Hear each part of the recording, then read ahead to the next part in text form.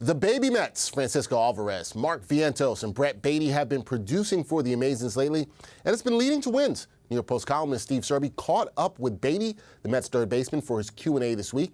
Now Steve joins me for a chat, a Q&A, whatever you want to call it. Steve, good to see you. How's it going? Always a pleasure, Dex. How you doing? I am doing well. Can't complain. Now, Steve, it wasn't always a foregone conclusion that Baty would play third. What obstacles did he have to overcome to play the hot corner? Well, he got tired of hearing over the years that he could not play third base. So after the COVID spring training, he transformed his body in the weight room, in the gym, and he wanted to prove to people that he can play third base. He's a big kid. He's 6'3", 210 pounds now, which means he's not quite as muscular as Dexter Henry. Call him Dexter Henry light. But he's a guy that's going to hit, in my view, 30 home runs. He's a 30 home run guy, and he believes that he now has the athleticism to stay at third base, and he believes that is his natural position now. Don't move him. He's made the transformation of his body. He believes he can play third, and with that bat, you got to have him in the lineup. He can play a little left field too, and he could play a little first base. They thought maybe he would have to move to first, but he's convinced now that he can play third. All right, he's not moving to first, obviously, with Pete Alonso there, convinced that he could play third, and Mets fans would love to see Baty there for a long time.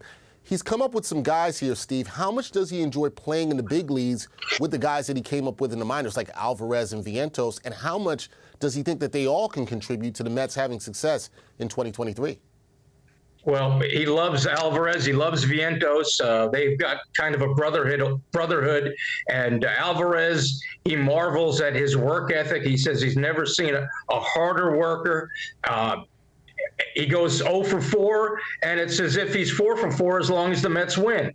Vientos, he likens to Alonso in that if a pitcher leaves the ball over the plate, Vientos is going to do some damage with it. So, yeah, the baby Mets, hopefully for the Mets, these baby Mets can have the same impact that the baby Jets had, Garrett Wilson and Sauce Gardner, as rookies. Speaking of Garrett Wilson, I'm glad I brought that up. Baty was a high school quarterback as a freshman, and he got to throw the ball to Garrett Wilson at Lake Travis High School in Austin, Texas. And he talked about the time that 4th and long, and he decided to target Garrett Wilson into triple coverage because he had that much confidence in Garrett Wilson. And sure enough, Baty to Wilson, touchdown.